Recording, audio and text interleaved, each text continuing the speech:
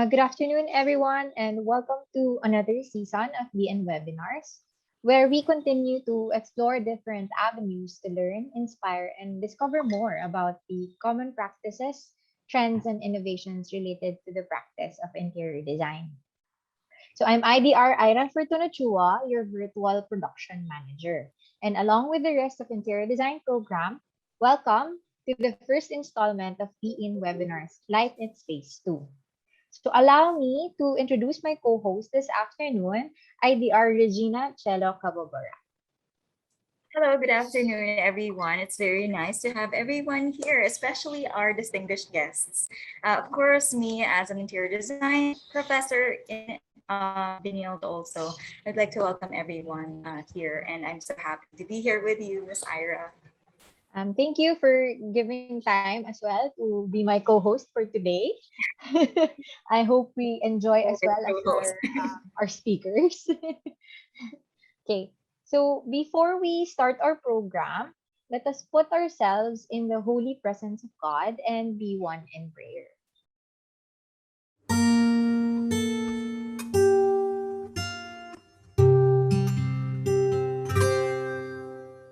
Let me be the change I want to see.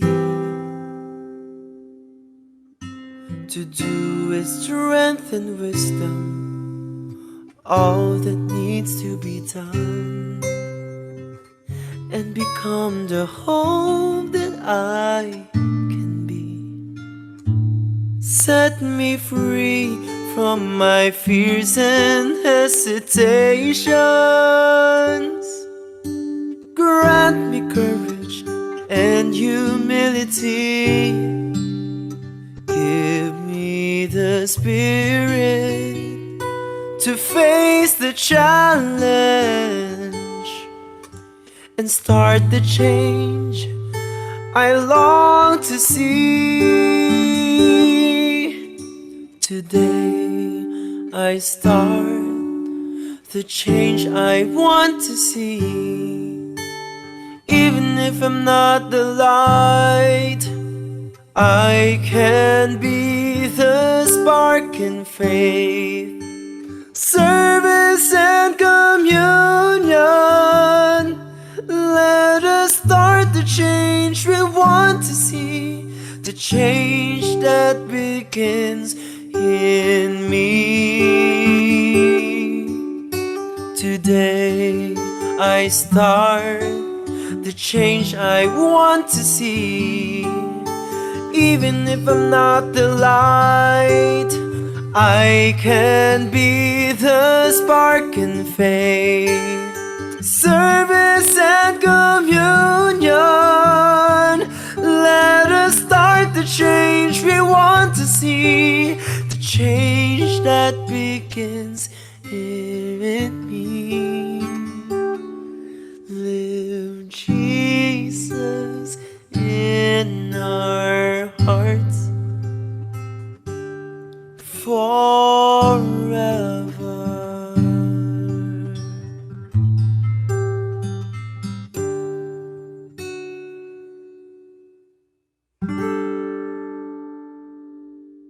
Our Lasallian prayer. I will continue, O my God, to do all my actions for the love of you. Saint John Baptist de La Salle, pray for Pray us. for us. Saint Benilde Romanson, Pray pray for for us. us Live Jesus in our hearts forever. forever. Okay. Thank you so much for that, Miss Reg. So, to open our program this afternoon, let us all welcome our program chairperson, IDR Kat Correa. Thank you, Miss Ira. Good afternoon. Good afternoon, everyone. Good Good afternoon to our dear afternoon. students, our mentors, and of course to our esteemed speakers, Miss Christine and Miss Sergio Gonzaga. Lighting is actually an important part of designing. It's important as every other element of the design. So we know that good lighting changes and transforms a space. We use light and shade to make a room feel comfortable, but also dramatic and atmospheric. So, in learning the important things about lighting design, we can design a space that has a balance of light and shade and bring a new energy to an interior space. So, as an architect or future interior designer, um, we know that when we design, we just draw a grid of downlights into the plans for a space, which don't actually give justice to what we want to what we intend to happen to the space. So, in understanding lighting and how it works for spaces, it can add impact in a space. So, yes, I hope we will learn more about lighting design this afternoon. We want to welcome you once again for the part two of Light and Space. Thank you so much, Ms. Kat, for that wonderful welcome. We are truly excited about the conversations that we'll be having today, as we have two amazing professionals that will share with us their experiences and expertise on what lighting designers do in spaces through their collaboration of the different professions in the industry. That's right, Miss Reg. And thank you as well, Miss Kat, for that welcome.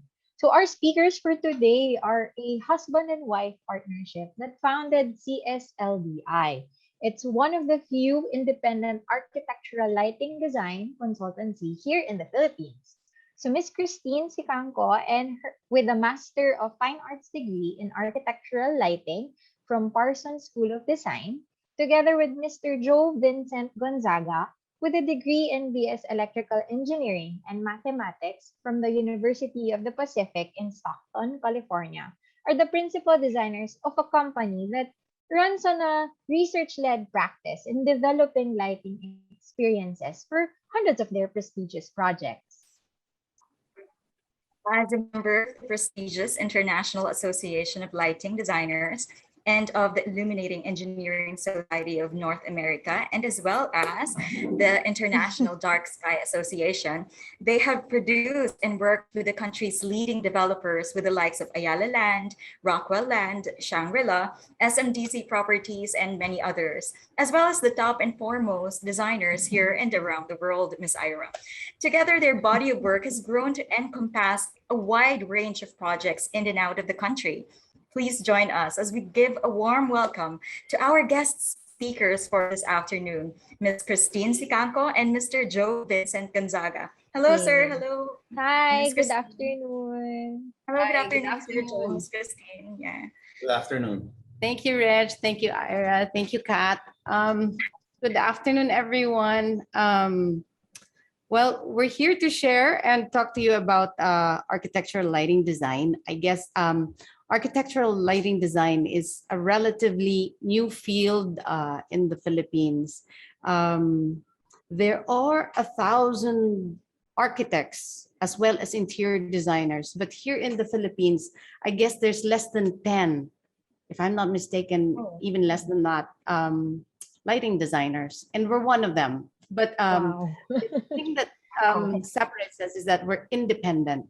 We're not associated or affiliated with any supplier or manufacturer, so we're independent. Anyway, I hope you will enjoy the talk this afternoon. Let me start.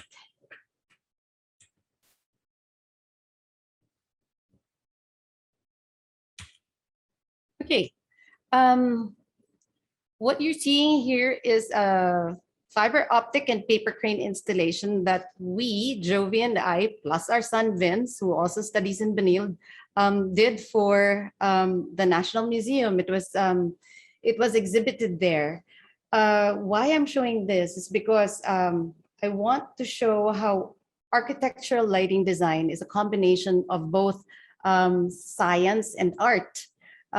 It's the architectural lighting design is the study and discipline of light in the built environment. It is part art and it is part science. And where the two meet is where we consider the balance of lighting design. Our firm, CSLDI, or Christine Sicangco Lighting Design, was established in 1994. And as was said earlier, it's a husband and wife team, and together with a group of architects, interior designers, graphic designers, and electrical engineers, we formed the team of CSLDI. I am the one who designs, and Jovi is the one who takes care of The technical side. the technical side. So I'm the art, and he is the science. Which is the fun part and the boring part.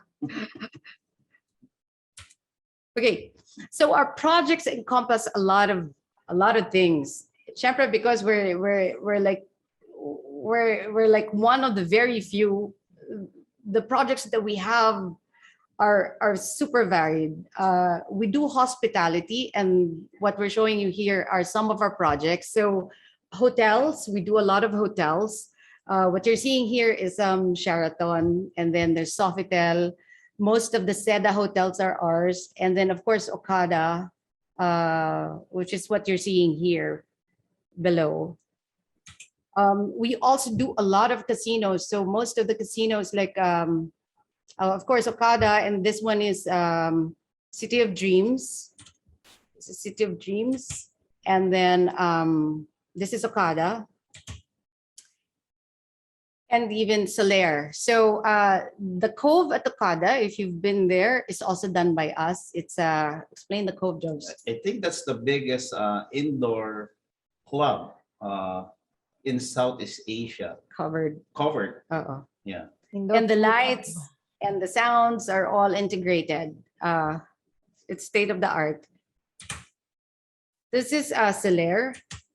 And then aside from casinos, we also do residential projects. So this is Aruga Mactan in Cebu. So it's a hotel. There's a hotel component with a residential component. Of course, there's like villas in the middle. It's under construction right now. We also do performing arts theaters. So what you're seeing here is the Samsung Performing Arts Theater, which is at Circuit. And where are the others? We also did the Maybach, and Rockwell. soon will be Rockwell. Yeah, Rockwell Performing Arts Theater. Malls, we do a lot of malls. So this, what you're seeing here is Glorieta. And we did standards for Glorieta in lighting. This is one of our first malls, actually. This is Marquee Mall. Marquee Mall in Pampanga. So we do the interiors as well as the exteriors. The facade lighting for Rockwell, I think, which is most visible in Manila. The estate in Makati, which is high-rise residential, ultra-luxurious project. This one is Arbor Lanes with Ayala. This is with Shangri-La Properties. And then this one is West Grove. Even the guardhouse of West Grove should be well lit, and this is how we did it. Okay. This is Rockwell South in Laguna. And then we also did the master plan for Vertice North. Okay, aside from that, we also do streetscapes where we were asked and tasked to do streetscapes. So we did standards before Ayala had their standards for their streetscapes. They had globe lights with fluorescent lights inside. So it was pretty dark. And so when we started giving them their standards, you can see that the lighting on the streets have improved, and they've used this everywhere. We've also done street lights. So it's custom fixtures that these lights are used in Okada for the big garden behind Okada. We also do landscape. So it's not only interior or architecture, it's also the whole built environment. So landscape lighting for the Ayala Triangle Gardens, we did that. And then I'm showing you here, what you're seeing here is we even do precast cement plants And factories. and factories. So it's like a whole wide range of projects that we do. Okay, for a successful project, there must be a collaboration between the owner and the client, the architect, the interior designer, the other consultants such as acoustics, mechanical, landscape, and electrical engineers, etc. Of course, the contractors, and then the facility or operations manager. To ensure a success of any project, collaboration is a must. Okay, so light has the power to open our eyes. No matter how wonderful or how expensive your finishes are, or no matter how grand the architecture is, if lighting is not done properly, then it is such a waste. It's such a waste. Light has the power to transform and reveal form. So if you take a look at this structure is very basic. There's even no finish to the walls, and the roof is simply one of the more ordinary roofs that are available around. But when you do it right with the right lighting, it becomes something else. It becomes magical and it transforms itself. So the power of light is really something that we would like to harness. And I will take you through the design process that we undergo so that you understand how lighting design happens. This is Asiana facade. It's a facade there in Asiana Business Park that we have done. And this is how it looks like during the day. We start with the brief or the concept. And here, the brief was lighting must be visible and recognizable from afar. And then lighting must convey the brand and image of the company. So when we do our lighting, especially for facades, we take into consideration all the lighting that you see outside the building. So there's internal illumination, which happens here at the bottom. And then there's the signage. The signage up here, which is also taken into consideration, including the video screens. So any light that is around that you see in the architecture. And then we have columns, which we lighted the columns. So we gave them an option of whether it was warm white or amber. And then, of course, the final strip lights that would go around the building. These are the 3 studies that we did. Of course, when you do lighting design, you have to consider the cost. That's number 1. You have to consider the aesthetics, and then you have to consider the construction schedules as well as the timing when the fixtures would arrive. So those are the things that you would consider. In the end, we came up with this. This was the most cost-effective in time for the fixtures to arrive that we were able to produce the facade lighting for Asiana 3. So that's the concept. As soon as the concept is approved, we go next to what is known, Okay, this is the rendered image and this is the actual image. So as you can see, they chose the warm white downlights for the columns. We also wanted this warm white downlights because it's the complementary color with blue, so orange and blue. After the concept is approved, we go to schematic design. Architectural lighting actually follows the progression of architecture also. So from concept, we go to SD. SD meaning schematic design. When you go to SD, you will get, the client gets a lighting layout of the approved concept, and then also a detailed parang list of the fixtures, which is known as the fixture schedule. This is the legend. So, and then this is the lighting fixture schedule. We have this list, and then we also have the lighting fixture schedule and cuts. So it's quite detailed. Everything is there.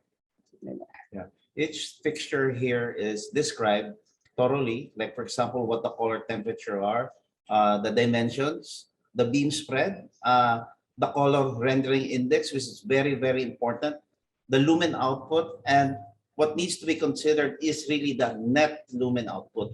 As you can see here, this fixture here is a lumen output of 1,254. But the net lumen output It's right here. came out to be 638 only. Why?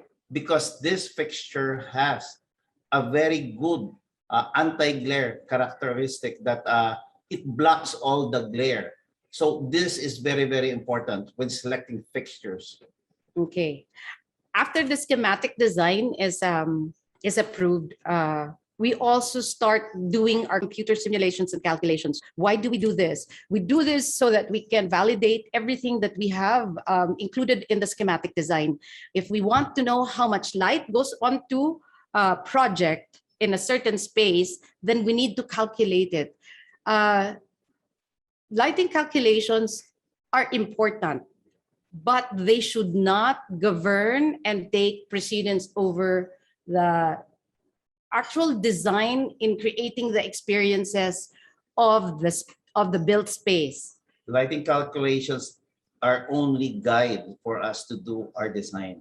It's only a guide. So, but it's very, very important. Like most of the hotels right now, they have guidelines.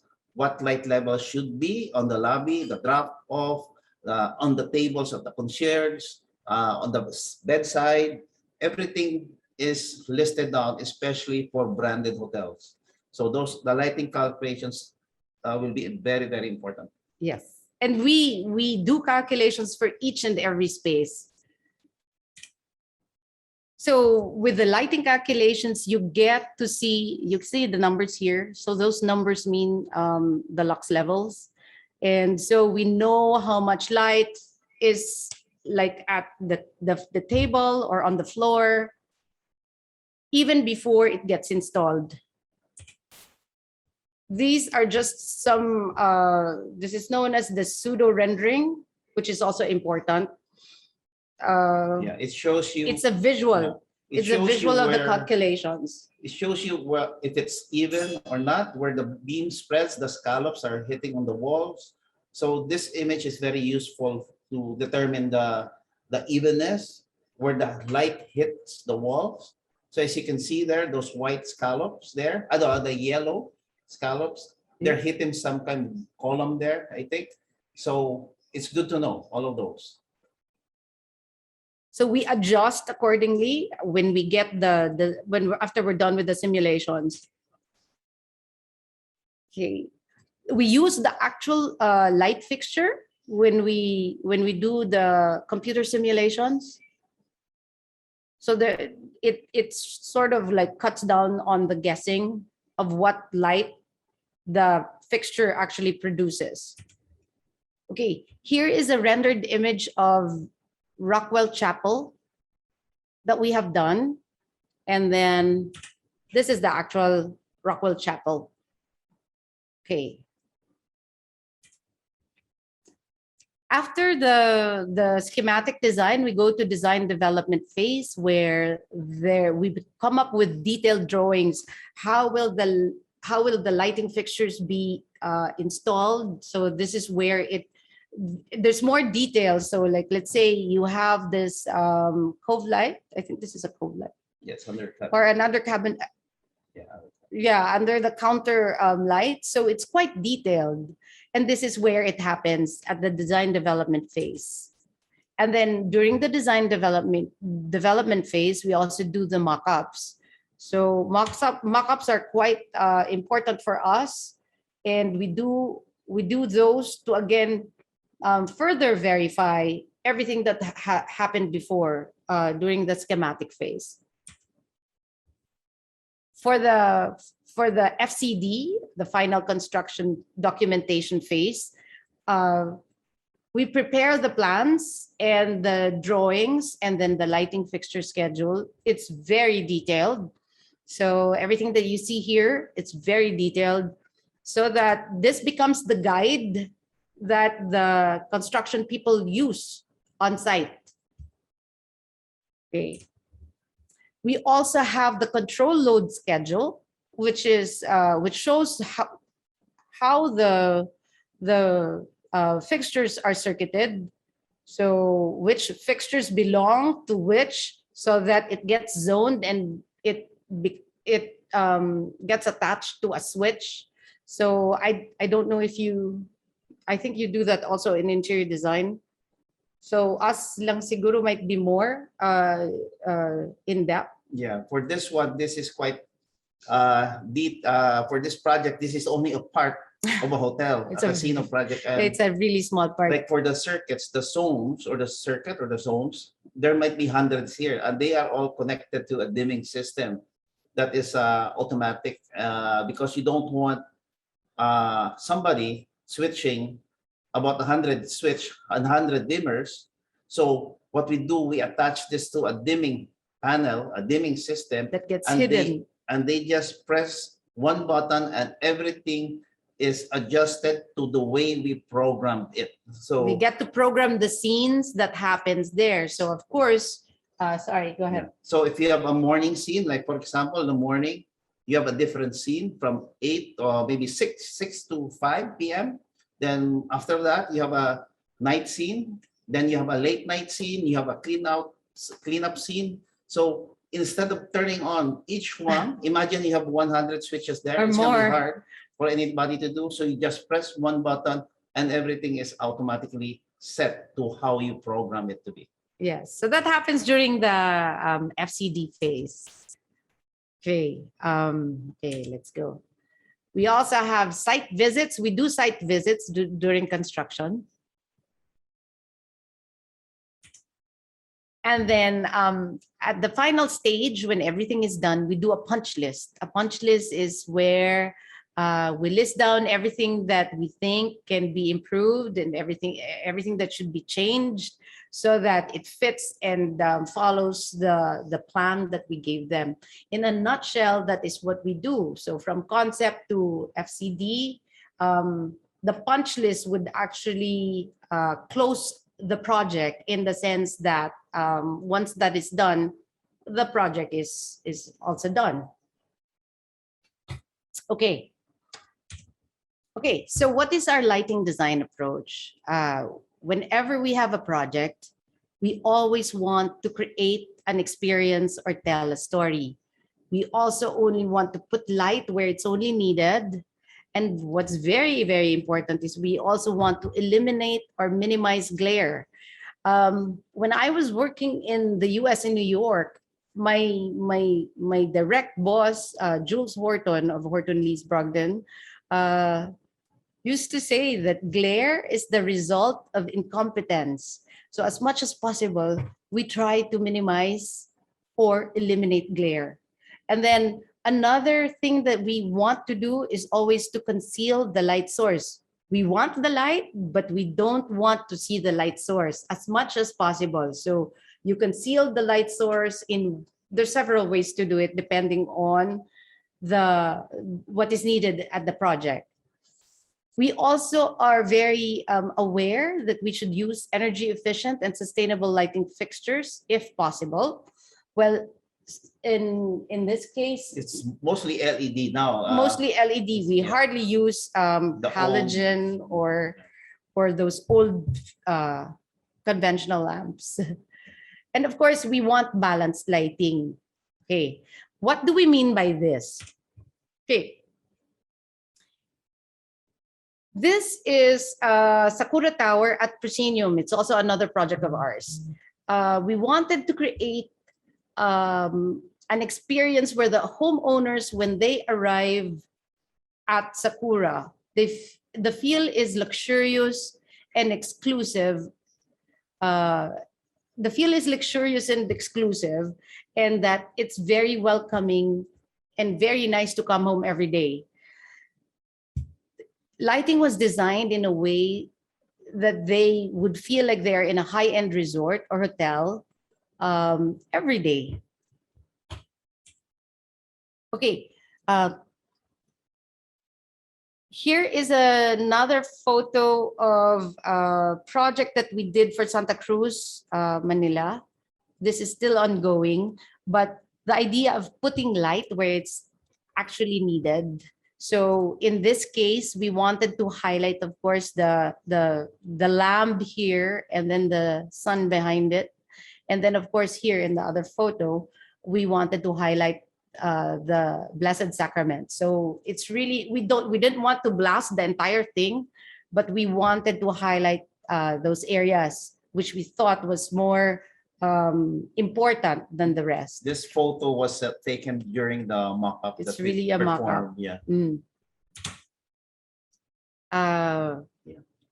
Okay, the idea of minimizing or eliminating glare is quite important to us. So in our selection of fixtures, we make sure that we choose the right and correct fixtures. So as you can see here, this is a linear downlight. It's not a round downlight, but it's still a downlight. It's a linear downlight. And here above, you can see that it's almost, when you look at it, it's like it's turned off.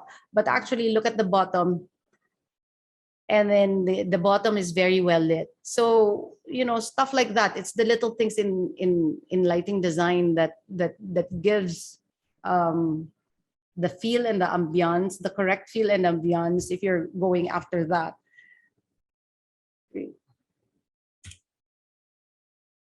Okay. Conceal the light sources. This is the smart flagship store in I think in SM Mega Mall. And indirect lighting was used to eliminate the glare that would happen if we place downlights above here. All the monitors here that are on the horizontal surface would have reflections. It would be reflected on the monitors, and we didn't want that. So what we did was we created this barisol. It's called the barisol. So there's light behind it, and so indirect light and general lighting was used for the entire space.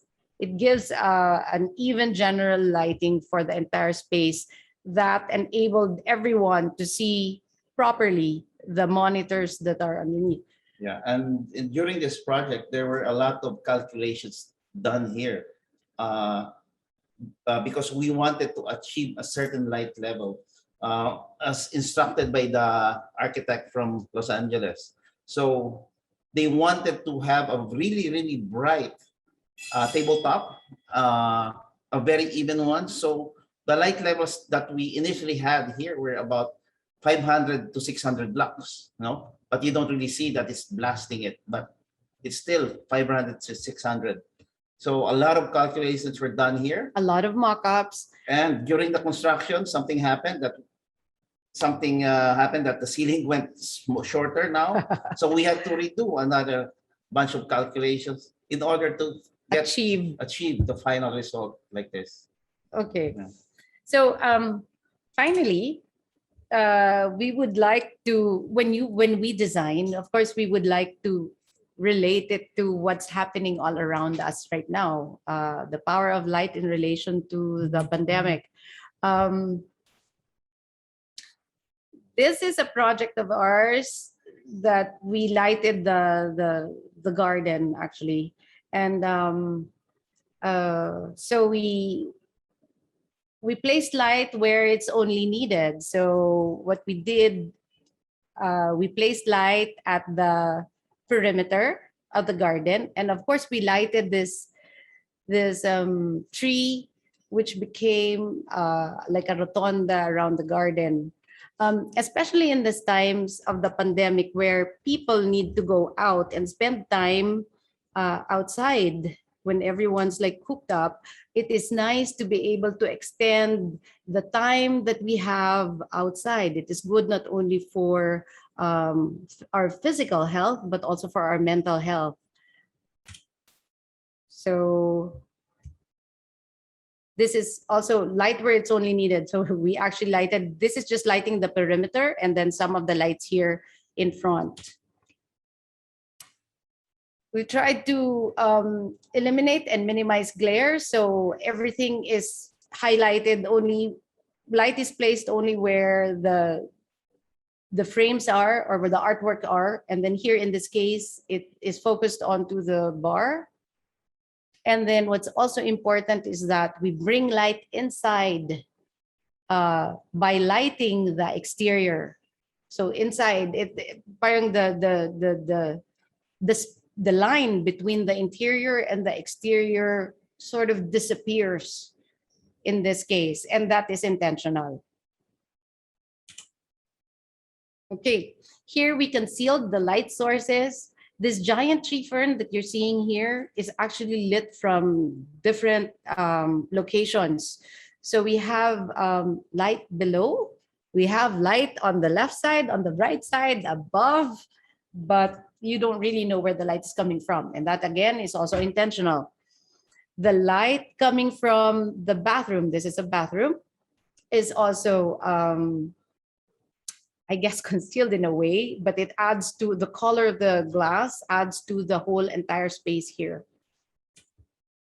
Okay, use of energy efficient and sustainable lighting. We have, these are solar lights.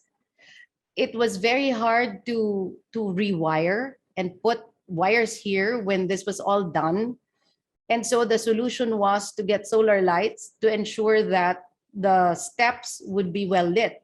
We also have light coming from the tree that hits the leaves so that it's kind of, then you get this dappled effect, which is very nice and sort of like poetic in a sense. Okay, the use of portable solar lights. So this solar lights, it's the same solar light that you saw at the stairs, and we can just move it around. So we use it and we move it anywhere and everywhere. Okay, we also use rechargeable table lamps. And in this case, if you have like a garden and you have dinner outside the garden, you can just use this rechargeable table lamps, which we also do. So this is a setup that we did with the moon behind. So we have moon parties. And then of course the background is lit. This is another scene that we did. So this is a field, and actually the backdrop there is it's the sea already. So we took out all the sofas, and then we placed them outside. And with the use of rechargeable table lamps, we were able to create this. So especially in this time of pandemic, to be able to do this is quite refreshing, I guess. So balanced lighting. And this one also. So from left to right, it's balanced. Anything else? This is like my left hand. Yeah, so the main point on what we did here to garden is to sort of get rid of the boundaries, having the landscape go into the interior and the exterior sort of flows through the houses. So I guess I'm going to wrap up. This is like my last slide. Good lighting doesn't just happen, it is designed. So it is with great intention when we do lighting. When we do lighting design, it's with great thought and intention that you get to see good lighting. And good lighting does not scream or does not call attention to itself. Rather, when you go there and when you go to a space, when you experience good lighting, you just feel that you feel good, but you don't know why. That's it. Thank you so much for Wow, that. thank you so much. Oh my gosh, Sergio, Miss Christine, that was beyond enlightening and inspiring. And I'm sure a lot of our students are beyond inspired right now, like maybe overwhelmed in a way with all those Overwhelmed. drawings. Yeah, overwhelmed might be the perfect word for them with all the, with the complexity of those drawings and all the things that you've shown us. So I'm sure there are a lot of questions, but maybe we can proceed with the questions in a while. Miss Ira. Yes. So again, for that, thank you so much. And I do agree with Miss Reg. Again, it could have been overwhelming, but again, it's also inspiring for everyone. Even with me, I'm super curious as how it came about, and I know that our students have a lot of questions. But before we proceed, I'd like to somehow start first with the presentation of certificates. So at least we get to show you first. Okay. All right. So we'd like to present this certificate of appreciation to Mr. Vincent Gonzaga for generously sharing their expertise in light and space and two behind the designer's eye, a webinar focusing on the manipulation of light and spaces. And this webinar is again organized by DLS CSB Interior Design Department for first term online in school year 2021 to 2022, given on this day of the 24th of September. And then the next, please.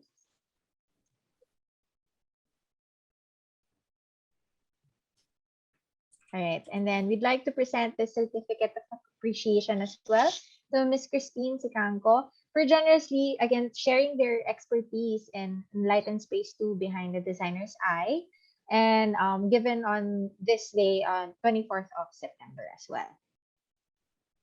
So again, thank you so much for that. So I believe that Ms. Reg, we have a couple of questions to go through We for our have. speakers. And just a little reminder for everyone here. So I think we can proceed first with the photo. At least we all have a photo with our speakers. Yeah. And then we'll go to the speakers. So may we request everyone to please turn on their videos. I think we're a lot today. So we're 2 pages. We're 2 3. pages. No, I believe it's 3, if I'm not mistaken. Oh yeah, it's getting to 3 now. So please Yeah, turn on your it's 2 camera so pages. we can have a very beautiful photo. Yeah, don't leave, guys. Don't leave because there are a lot of questions, and that's why we gave time talaga, extra time for our speakers to answer because there are a lot for them. I know So, there's a lot. okay. And if you have more, please do type it in our chat box so that we could also still include it in our question and answer part. Yes, yes. Okay, so 3 frames right now. I'll take the first one. Okay, 1, 2, 3. Okay. May humahabol Alright. pa kami. Okay. Okay, isa pa. Okay. This is the second one. All right. 1, 2, 3. It's actually Okay. All right. Last frame, guys. Okay. 1, 2, 3. Okay. All right. Okay. All right. Thank you. Thank you. So we're going to proceed now to the question and answer portion. So Miss Reg. Oh, okay. All right. So are we going to be starting with, of course, we have a series of questions and we've kind of categorized each of the questions according to the technical, the aesthetic, is that right? And according to the practice. Is that right, Miss Ira? Yes, that's correct. All right. So are we going to be starting with the technicals? Yes, technical. let's start. I think we should start with the hardest first. That way we can, you That's a know, good strategy so that we could you know, cover like that first, give them at least time to already, okay, this is the hard part. Maybe the others are a if little the hard easier. part's over. The hard part's over. We go to the design part. Okay.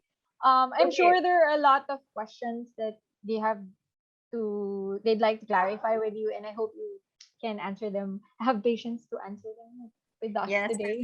Sir John, Miss Christine. So these are the questions that have been sent to us in advance, but of course, we are going to be also covering the questions that we can cover from the questions in the chat box if there are any. Okay, so the first question for Sir Jo and Miss Christine is, how do we know when one has adequate lighting in a room, regardless of how big or small the space is? I guess it really depends on what type of room it is. It really depends. Let's say it's a bar. You don't really need that much light, diba? Let's say it's a gymnasium. You need more light. It really depends on the Yeah. application. Yeah, it really depends on the application. That for technical side, uh, when you measure light, for example, 2 lux is a very, very low number, but you can still visualize the face of a person It's still in 2 visible. lux. But that's why Christina said it really depends on the use of the space.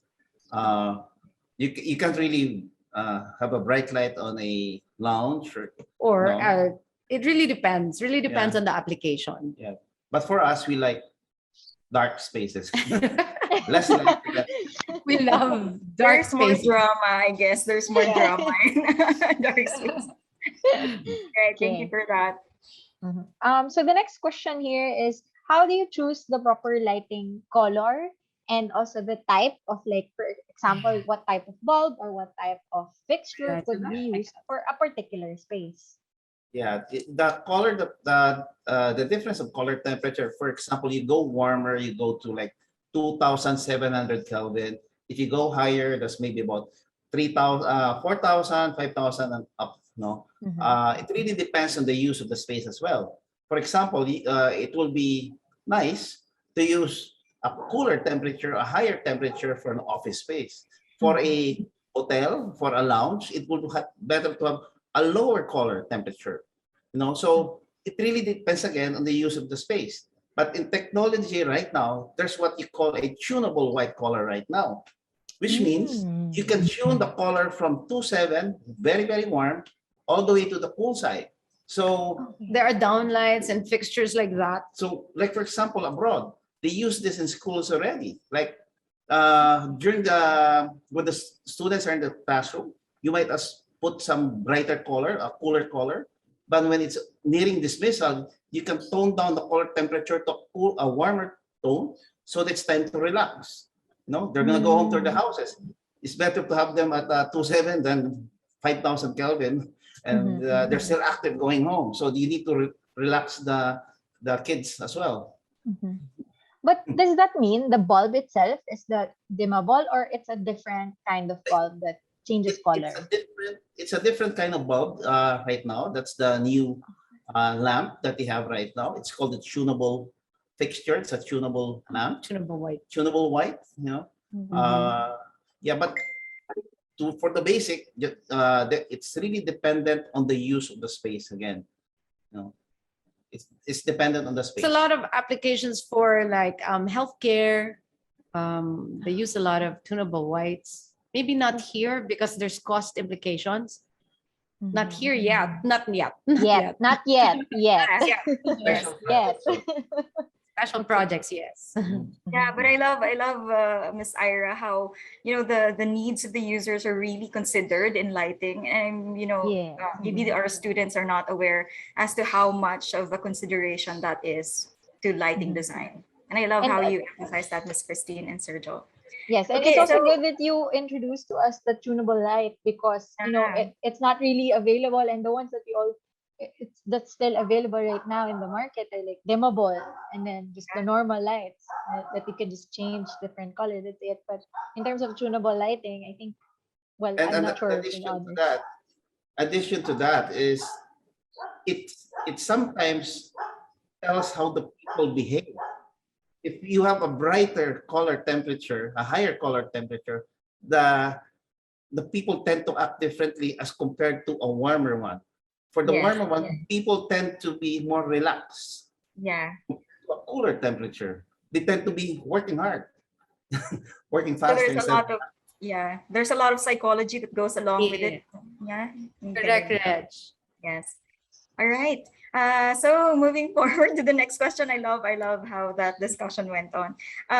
How do you properly arrange lighting fixtures? How do you manage the number of lighting fixtures in a space?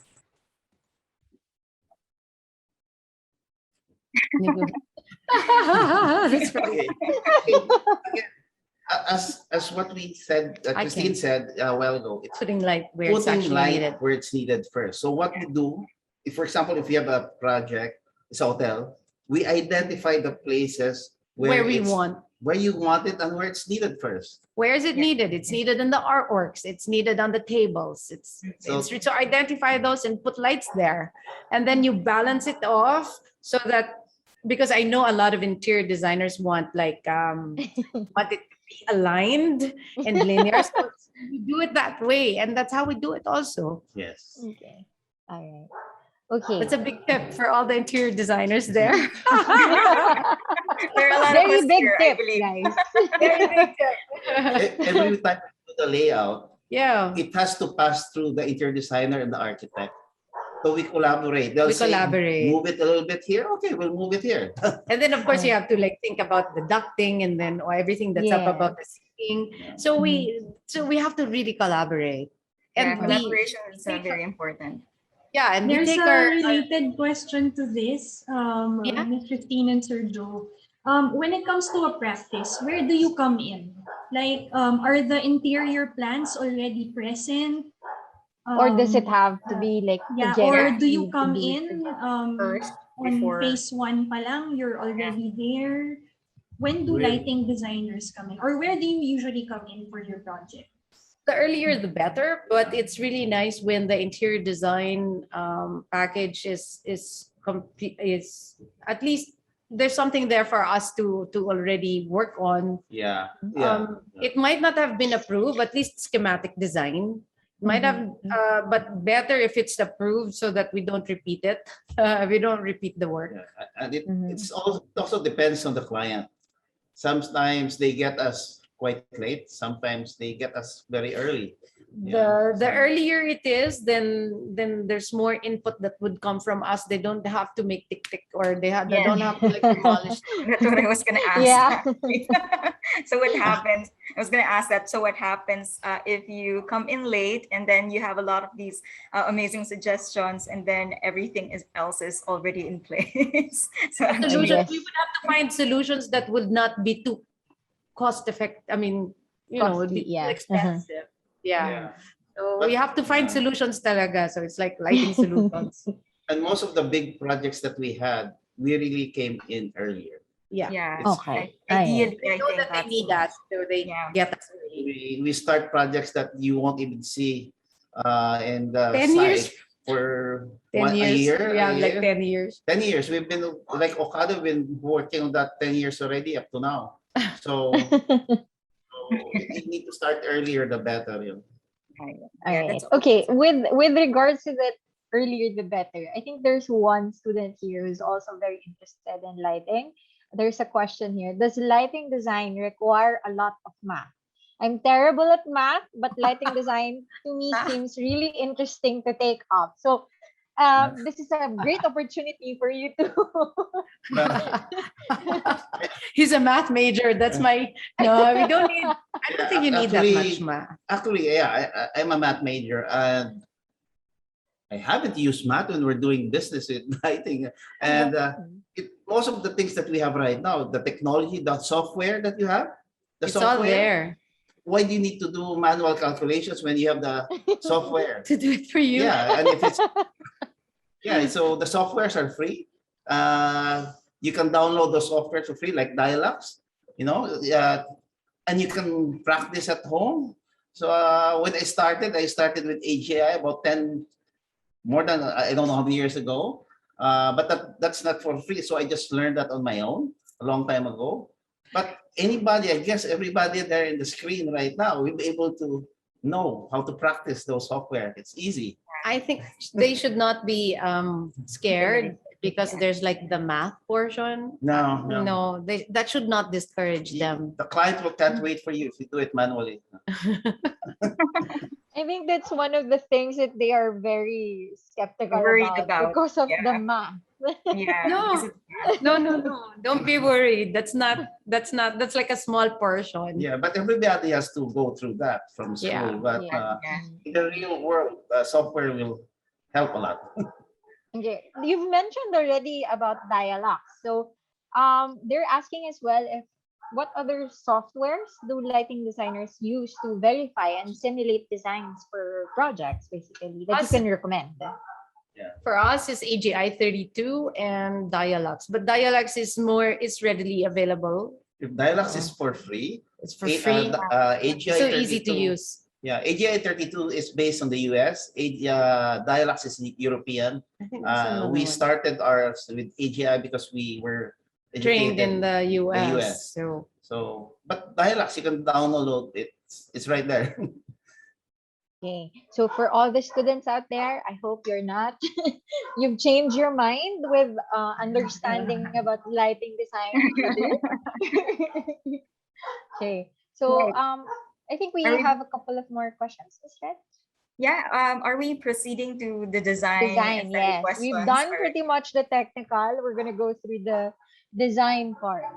All right, all right. Okay, so the first question here regarding design is what are the lighting design basics used in storytelling and that can be used to experiment on lighting variations that elevate the visual and overall presence of the performance or an object, of a performance, I guess, or an object. what are the basics? What are the design basics used in storytelling? I guess they're referring to like performance lighting, I guess, or even just to creating a story. Creating a story. It's usually for us. It's usually when you look at the scene, Mhm. you try to compose that scene similar to like in a painting, and then I figure it out in my head how to light it so that I can tell the story. So if the story is luxurious and high end, then I would like light specific areas where the finishes are really nice. So bring out all those finishes that are beautiful and important, and by doing so you get to tell the story. So there's like when you enter the space, there's suddenly this composition that you have done through the use of light. That's how I do it. We have a question. Have you guys, Sir Joe and Ms. Christine, have you done any lighting job for a film or TV commercial? No, I haven't. I have not. All right, okay. So, okay, so because we have another message here from Zoom, okay, could you guys briefly explain or share where they started and what did they do and go through to get their name known, and so as their firm. Also, give a few tips on what it takes to get to where they are now. I'm aspiring to build my own firm too. Okay. First of all, well, we went to school for it. Here in the Philippines, we don't have it yet, but maybe Benilde later on, slowly. But there's a school in, Yeah, is it in Germany? Germany. Yeah. I don't even know how to pronounce it. It's Wismar. Wismar. I don't know. But they actually accept students on a scholarship basis. If you know how to speak German, I think they'll accept you for a Yes. scholarship. But And they're it's like really kind of a big requirement to ask. It's No, not- but we know of friends who've done it and who Yeah. are already in Germany right now, doing exactly this. They went to school and then they are now practicing in Germany. So it's a really good school too. Okay, but how we started? Okay, so we went to school and then we worked for an architectural firm. Well, two architectural firms for me, and then we went back to the Philippines because syempre family is here, and of course we want to be with family. We started our business in the mid 90s. In the mid 90s, there was nothing. There was nothing here in the Philippines. There was no lighting design, and so armed with only the degree, I personally started designing lighting fixtures, like physical lighting fixtures using indigenous materials, so handmade paper and stuff like that. So, and I had a factory, I built a factory where we produced those lighting fixtures and then we displayed it all over the world. We joined Sitem, we joined the fairs, and then we did it for a couple of years, and Jovi joined me then. And then after that, when we decided to open our lighting consultancy, about 10 years after we opened the lighting consultancy firm in Manila, when we started, we began by knocking on each and every architect's door. Knock, knock, knock. And then they go, what? What do you do? Because they've never heard of a lighting designer. There just wasn't one. It's either it's done by the architect, by the interior designer, or the electrical engineer. And so they want it for free. some of them were asking, "Are you? Can you do it for free? Can you do the project for free?" And so we had to start. When you start, you have to start from the bottom talaga, and you have to like one at a time, one step at a time. And so, you know, one project led to another, to another, to another, until it just became many. And we were given a big break by actually Ayala. Ayala was the one. Gave us a break. They gave us our first mall, which we showed that was Earlier, in Marquee in Pampanga. Then after that, we just had to do like a lot of malls, like most of their malls. we had too much already. But it's really perseverance and then a lot of hard work, and you just don't give up. And it's also educating the client. So right now it's not as hard anymore to like tell them. There will be a lot of sleepless nights. Not Yes. only one night, maybe 2 nights, no? Maybe more. Or 3 nights, sleepless nights. So everybody has to pass through that.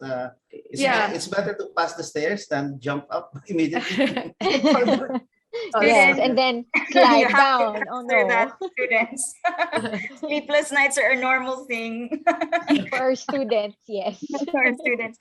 That is actually, that's very inspiring, Sergio and Miss Christine. Actually, the question that popped up in our chat is actually quite related to that, right, Miss Ira? It's Yes. advice that What you give. what Yeah. advice can you probably give them aside from, ducking it out, just trying to do everything with the sleepless nights, but what other advice that you could probably give them for who are interested in starting their own firm? Experience. You have to I think you have to work with a firm if you can, whether here or abroad. Just get the experience. Get the experience because that would greatly help. No? For me, it will be for sure when you do this from the start, there's gonna be a lot of pressure. There's gonna be a lot of stumbling blocks, and there's gonna be failures, definitely. Yes. But what we did was we just pursued it. We just went straight. Yeah. We just did it. That's it. Just Yeah. continue doing it. That's it. I actually love that you mentioned about failures because a lot of I think I speak for my majority of the students that I've had. They're very afraid of failing, and it's very I love that you mentioned being the people that you are now, where you are. That failure is actually a part of the whole process. So yeah. You only learn when you fail.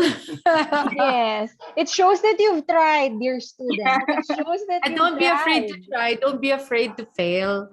Right now we have 2 interns from your school, Nicole Lopez and Wow. Yes. Ina Cabral. Yay. And they're very Wow. good. Yeah. They're So working with us.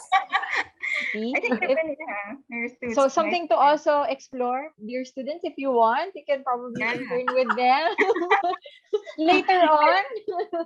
I like the fact that they just contacted us out of the blue, and then asked if they could like intern for us, and we accepted them, and we're so happy with them. See?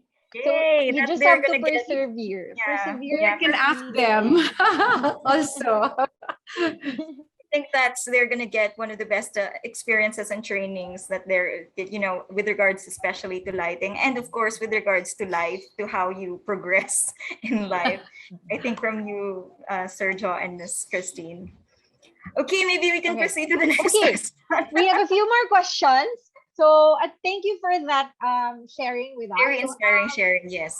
yeah. The next question that we have is, how do I make a lighting design efficient yet aesthetically pleasing? Efficient. You want to answer that? It's very Again, broad. I'll still go back to the what Christine said in the presentation was first aesthetic and efficiency.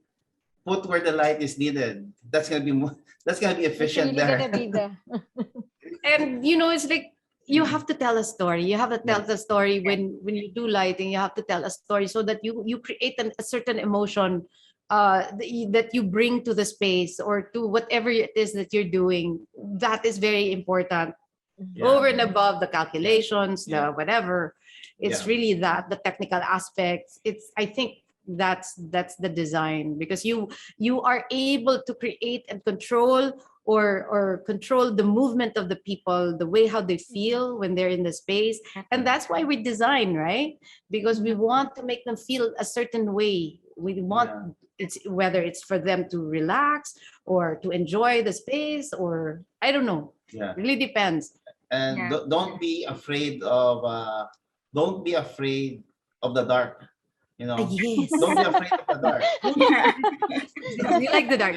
Like for example, when we get drawings from the electrical engineers, I hope there's none there right now, but when we get the drawings, we see the plants are just peppered with lights. with pimples in the plant. So we don't want those. we don't want that, so we usually take all of those out We and took it out. then put them where they're needed only. Only where From they're start. needed. I Yeah. mean, Unless you're a fast food restaurant, so that's different. No? oh, it really depends. You have to consider the application. You have to Yeah. consider what the space is being used for. If it's being used for both active and if for different activities, then you have to also adjust and make sure your design is flexible.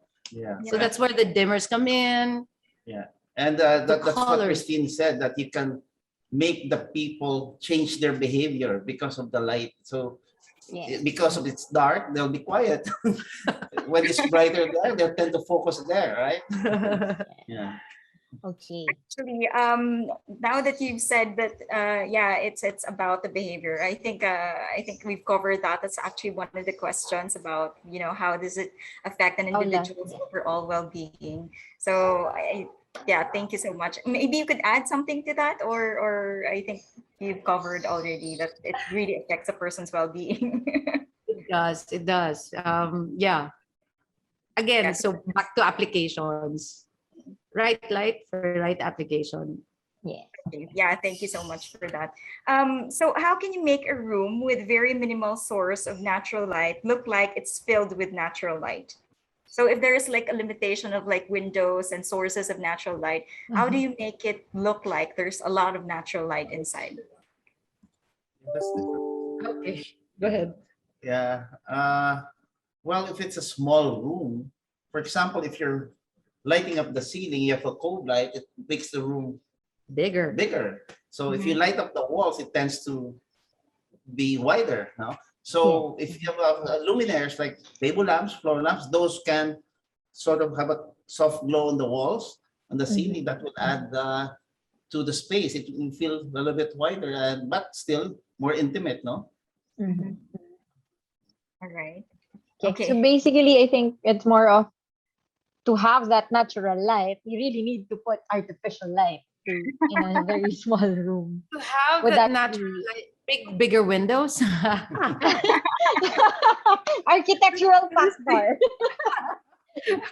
Oh, you mean for interior lang? Okay, there Yeah. is also a new technology, new technology where it really looks like it's like a panel that you put up in the ceiling or maybe Ah, in the yeah, yeah. to Mhm. simulate like there's a skylight, and that new technology will like introduce through artificial light sunlight inside the room, and Yeah. it rotates and moves according to the sun also. Yeah. But that's like super expensive, but that's available.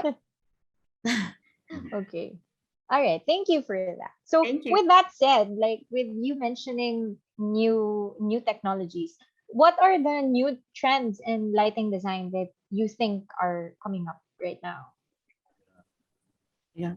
Well, right now, when we say now, COVID, it's now. Ah, Yes. Mhm. What we've noticed in our seminars, it's nice to entice people to go out. So Mhm. we want the parks. We want the parks to be bright. We want the Yeah. sidewalks to be bright. Mhm. Mhm. So we need to entice the people to go out. You can't go out in a place when it's dark. It doesn't feel safe.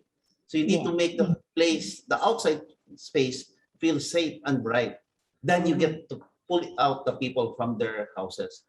That's what we've noticed in the designs that we've yeah, and been. the projects now are like Yeah. if it's a high-rise building, they make use of their amenity area, so where the Mhm. Mhm. is, and then we have to light it like in a way that would entice people People to like to- use that space, Yeah. because people are just getting crazy being inside these Mhm. four walls, Yeah. especially now. Yes. Mhm. Now that we've discussed about COVID, there is a question here with one of our participants.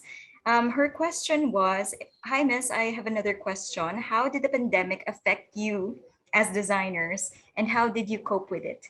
I mean, Oh my with god. your practice, probably." Well, everyone's like working from home. Yes. We hired Nina, and we hired Nina through uh, online. We haven't seen Nina face to face. So there, everything's like online. Definitely, the projects have gone slower. Before we were doing maybe 100 before COVID. Yeah, a lot Yeah, of 100 projects. a year, 100 a year. Wow. So right now it's dropped maybe to, I don't know, maybe 40 to 60 only. Oh. It's still it dropped, but it's really the effect was really on the way we designed now. It's different. That's the way. Like what I said before, the landscape lighting is very huge right now. So Mhm. Mhm. people are lighting up their landscape, their backyards, Yes. and Yes. everything outside. And Yeah. that's why I showed kanina the landscape and the interior, where the line between the interior and the exterior like sort of dissipates, Mhm. which is what we're seeing now. It's That's very true. important. Oh, Mhm. Mhm. so yun. Okay. We also like the fact that there's no traffic because we're all online.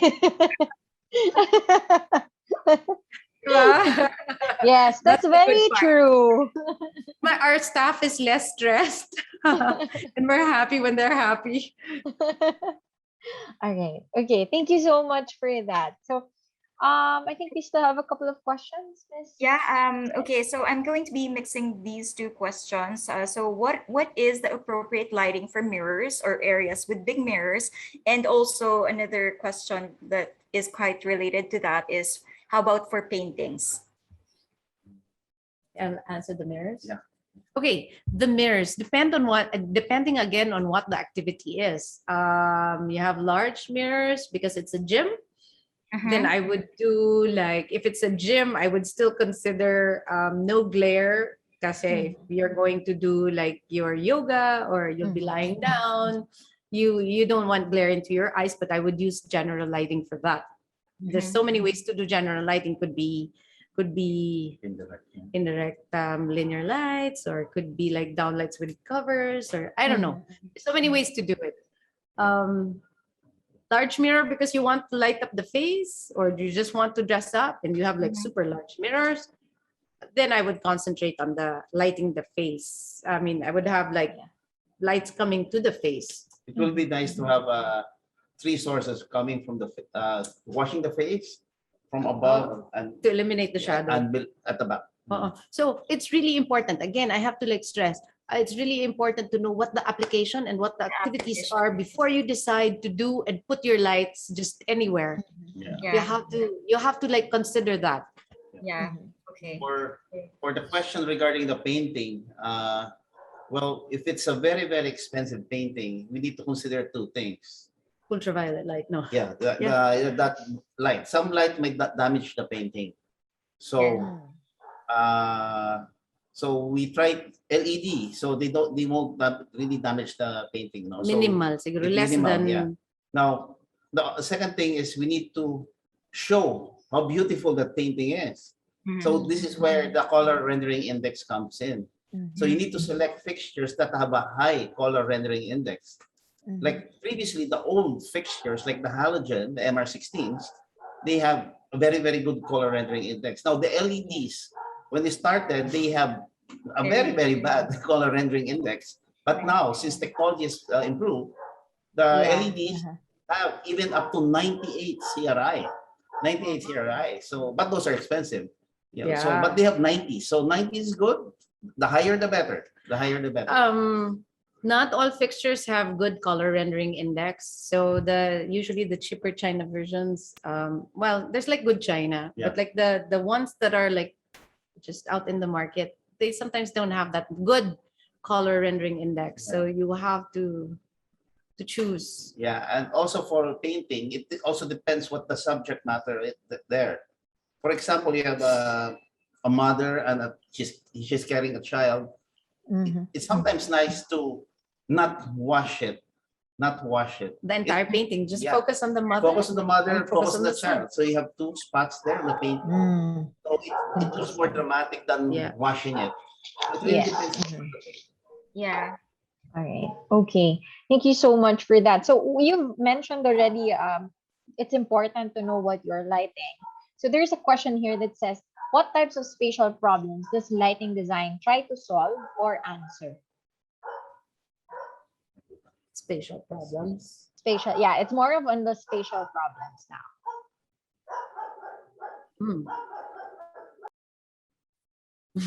Can you give an example? What he meant? What do they really mean?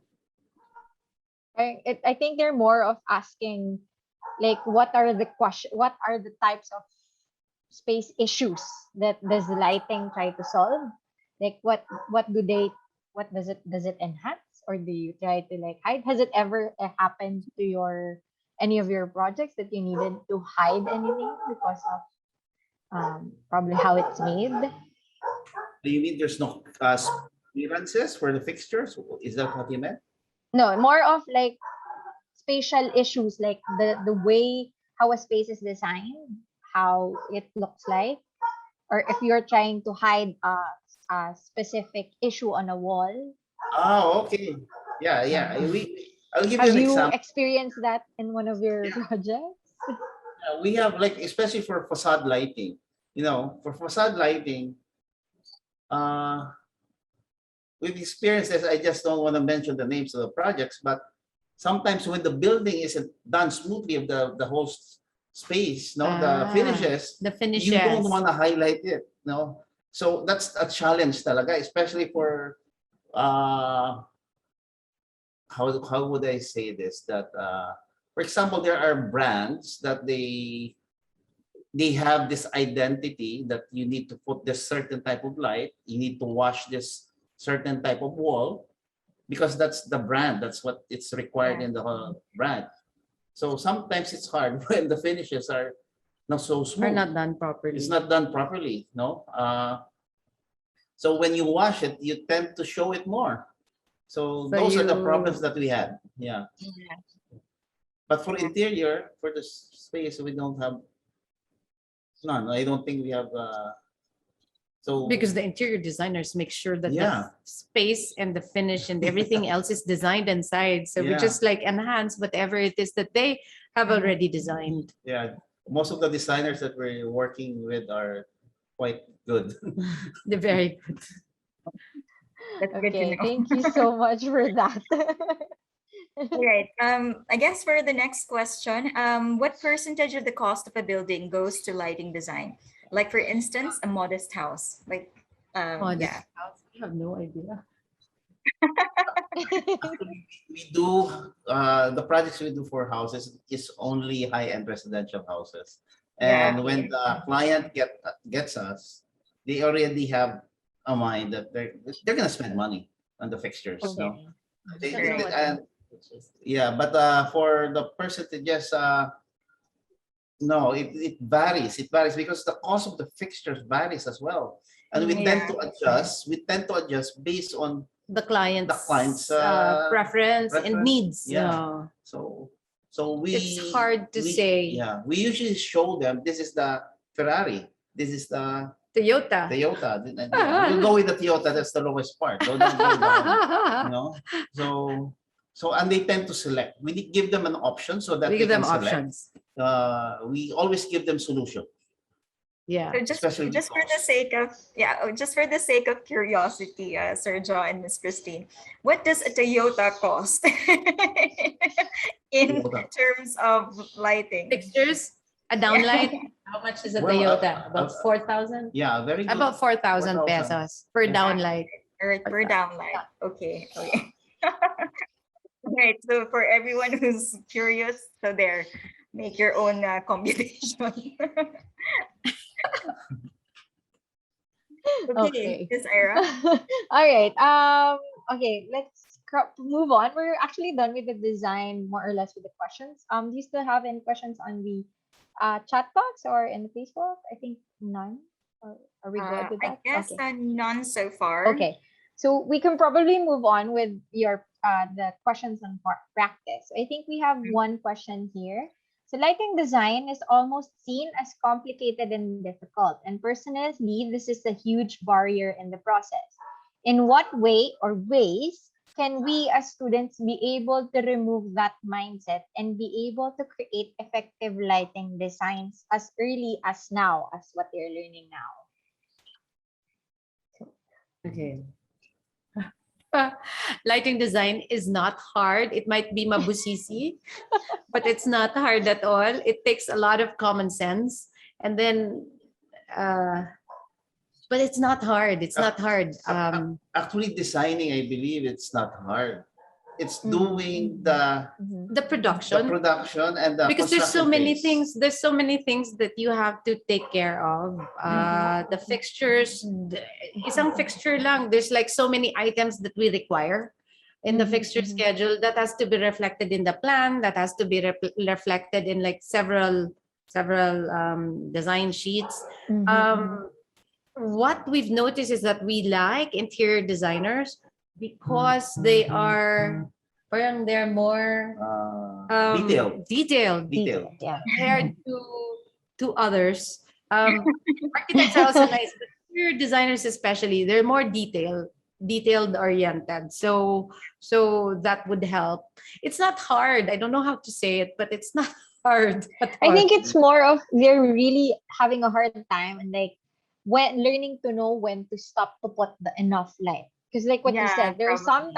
some designers like even I think sometimes in my design career, I've already like what you said, put a lot of lights and speckled a lot of lights.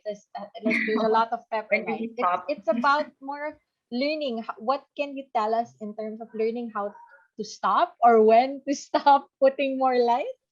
Probably. Sometimes it's more lights just because you're not sure if it's bright enough Yes. for the Yeah. space, correct? That's why there's like more lights there. That's where the dialogues and the computer simulations would come in, because Mhm, then okay. you would know exactly what you're getting on the table, what you're getting on the floor, Yeah. what you're getting on the walls. So it will show there. And also, I believe, for me, when we started dialogues, I'm the technical guy here, and I do a lot of calculations, and too much thinking about those sometimes will sort of screw your mind. No, so it's really the experience that we had. Yes. It's the experience that we had before we had failures. We had as like you said, we placed many lights in the room because we thought it was We not thought it enough. was kulang. Guilty as charged. Yeah. Yeah, guilty as Guilty charged. as charged. Now you know, di ba? Now After, it's a feeling. You will feel it. Even with doing the layout, you'll feel, oh, this one's gonna be too much. yes. So again, as I'll go back to what I said. Experience. Experience plus first put where the light is needed first. Then that's what the people will need to see anyway, because that's where it's needed. Yeah. The paint, You need a table. task table Yeah. here. You're going to do writing. You're going to do reading. Put light there. Then after that, do the other lights, but Do the other lights. but not too much. Okay, thank you That's so one of much the for that. Yeah, I think that's one of the best advice to like focus on where it's needed first. Yeah. It's also Right. something that you students could also apply now, even with Yeah. your Yeah, they can apply that. projects. So Yes, it's something yes. That's that the you common could- sense thing to do. Yeah, it's really common sense. Yes. You really have to have fun with your imagination. You Yes. should Yes. be really hand in hand with that. Okay. Yes. All right. Okay, Okay, so Mhm. this is the next question is kind of still related to like the studying of interior of like lighting. So this question it says here that what is the best way to really learn about light and lighting, like fluorescent, incandescent, halogen, beyond the basic lighting, and really more on the innovative part of like designing it? And who are the few local lighting designers you know who changed the game when it comes to designing? I mean, besides yourselves. Besides yourself. Like you mentioned, there are like a few of you already. Like who are also those? Are they the local things? Yeah, we have local based lighting designers. Yeah. Uh, yeah, Have you so met any of them? practicing, that's like really I am small, not no? sure. There's one or two that's that practices like we do, or maybe three. I don't know, four. Yeah. That So limited, hardly know each other. It's that limited. no, we do know Ah, each yeah, other. yeah, right, right. We do know The each other. lighting community is Yeah. very small, not only here in the Philippines, but even all over the world. Yeah, we It's we really know the small. people abroad. Yeah. Yeah, Oh. they know us because it's really small. It's such a tight community. So Alright, whatever you And we go to conferences every year, Yes. meeting them, everyone. yes, and But we get not to meet now. the same people. So it's So, Really is. very tight. the question was knowing technology or something like that, right? Or It's actually what's the best way to learn more about the innovative part of designing rather than just basic lighting. yeah, it would be You really experience. have to experience it. Like our staff right now, who's been with us for like the longest time, they have this innate. They already know. They love it. They love it. And They- there's a passion yeah. for lighting. There's a passion for Yeah. lighting. You can tell. You can tell. Otherwise, they will not like stick to it.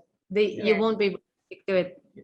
but for us, for me, for example, if I want to learn more, previously before COVID, we usually go out for conferences and conferences with regards to lighting design. We also go to fixtures the fairs where the new technologies are shown. So it's nice to know all of those. No, But now, because everything is online, everything is also online. It's So you online, can yeah. if the students want to learn, everything is online also. I think you go to YouTube, you'll see a lot. You'll see a lot. Yeah. You'll see a lot. It's Yeah. like stuff that you have not even thought about. It's there. Yeah. They would know more. So it's Right. really continuous learning, right? Yes. Yes. You never stop Mhm. learning. So guys, Because- for our students, don't stop learning. Don't get tired of learning. It's all part until you grow. You never stop learning. Yes, that's very true. So okay, I think there's one question here. I'm not sure if this has already occurred to you during one of your projects. Who should be followed when a revision by a client is made? You as the lighting designer or the client, whatever the revision the client wanted? Yeah. Okay. Answer Just that. okay. Applicable po ba dito yung form follows budget? That happens a lot. That happens a lot. And syempre the client being the client is the client. And Yeah. for us naman, what is important, because they got us as the consultants or the designers, we have to inform them. We have to really inform them why we believe this design solution or this fixture is so much better than the one that they are because Changing. usually it's cost. We have to inform them, and after we've informed them and they still want to go with their choice, then I guess we have to let them be. That's how we do it. We don't force ourselves because we're not paying for it, but we do our best in trying to inform them what the result would be if they do not follow this and if they go with this. Yes. That as the Yeah. designers, that I think that is our responsibility Yeah. to do that. Yeah. And once they are informed and they know what the result would be, it's their call night, their choice. In the Yeah. end, it's still their choice Yeah. So But- it's our duty to to inform them. Okay. that something might happen 2 years from now, 3 years Yes. from now, Mm. and Oo. we've had those cases La- actually. And luckily, Yeah. for us naman, Yeah. they also listen because they Okay. don't, they get us and they pay us. So Yeah. we're not. So, but some of the clients, like for example, what Christine said, first we come in, they say they'll buy a Ferrari, they'll buy that. Along the way, they'll just buy a pedicab. That's it. No, but That's we have too to tell far. them. Yeah, we have to tell them that okay, along the years, maybe 2 years from now, this is what's gonna happen. So Okay. don't blame us. We're telling you right now. So what happens usually is they either substitute it not into a pedicab, maybe a hair one, or they just don't use it at all. The design, they sort of omit that part of the design. And Okay. yeah, so The important thing is to inform Inform them. them. To inform Yeah. them. Your Yeah. responsibility as a designer to inform them. yeah. You can't really also naman insist on your way.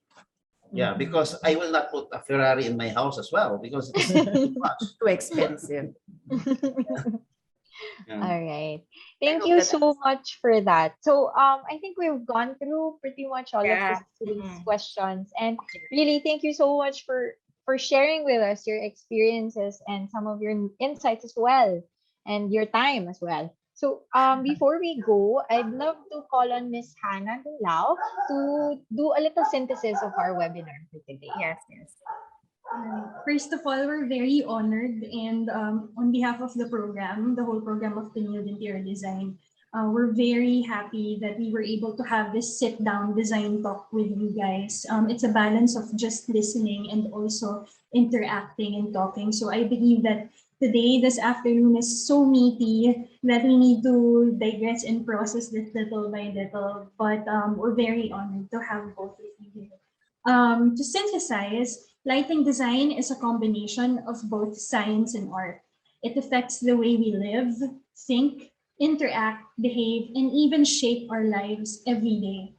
In the same way, the practice of lighting design also entails the importance of multidisciplinary collaboration between allied professions. The practice of lighting design, just like architecture and interior design, ascribes to a strict and certain process. Conceptual design stage, where the design brief is deconstructed and understood in order to lay down the best possible solution for the needed space.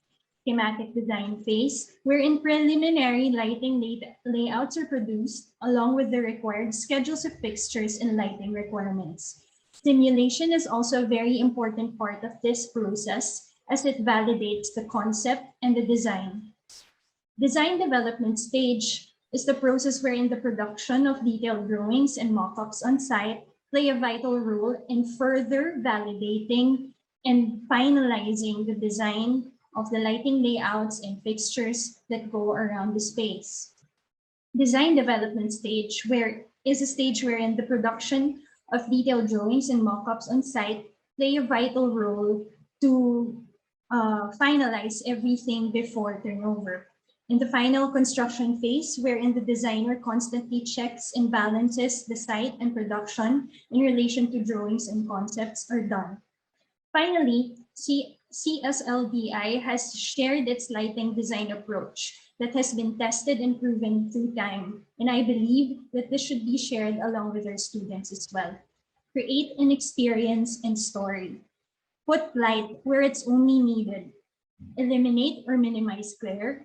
Conceal the light source as much as possible. Use energy efficient fixtures, and always be able to consider the idea of balancing lighting fixtures within the space. As lighting designers, it is important to understand that trial and error is part of the learning process, and you get better as you experience projects over time. We need to constantly evolve by not only staying updated with technology and innovations, but also understand current affairs and conditions of the local and international landscape in order for us to create effective and effective design solutions. At the end of the day, the goal is to marry and combine different environments and make them look unified. Lighting design blurs out the alienation between landscape, exterior, and interior. To end, I wish to highlight what Miss Christine has closed us with a while ago. Good lighting doesn't just happen, it is designed. Thank you. Wow, thank you so much, Miss Han, and So thank you so much for Sir Jo and Miss Christine for that Christine. wonderful discussion about lighting. It's very enriching for all of us. I love that ending line that Miss Han said and that Miss Christine said about good lighting. It Yes. doesn't just happen, it is designed. I super love that. I also love the first part that she said where light has the power to open your eyes and that light tells us, lighting designers, it tells a story. So those are my key points. How about you, Miss Ira? Actually, I've had the same. I'm really touched with the idea of the good lighting, where the end part really is that good lighting doesn't happen. It's designed. It's Yeah, something that's really intentional. It's not just just simply it doesn't putting it out happen. there. But again, I'm super grateful that you, Yeah. Miss Christine and Sir Joey, has really taken the time to at least show with our students that there's nothing to be scared of in terms of being a Yeah. lighting designer. And math is just can be Ah, done by a computer. So, my dear students, I hope that your Calculator. takeaway Yeah. with your Calculator take there are you see, easier ways to do things. it's really nothing to be scared of. And I hope that with this webinar, I hope that your speakers have given the spark to each and every one of you, to some of the budding interior designers, to become one of another Filipino lighting designers in the Exactly, that we country. can be proud of, right? true. Okay. It's All like right. So, Miss Christine and Sergio. We're so yes, proud. like for them. All right. So again, thank you so much, Thank you and so that much. concludes Yeah, our our webinar for webinar for today. today. And I hope you come again for our next webinar, which will be posting in our Benil group. Okay. Thank you. Thank you so Thank much, you. Everyone. Thank you everyone. so much. Thank you Stay safe. again. Stay Thank safe. you. Stay safe, Stay More safe, everyone. power to you, everyone. Stay Miss safe. Sergio, Miss thank Christine you and so Sir much. Joe. Yeah, Thank thank you so you. much, sir, ma'am. Thank you. Bye, Thank you, everyone. everyone. Thank you, See you everyone. later.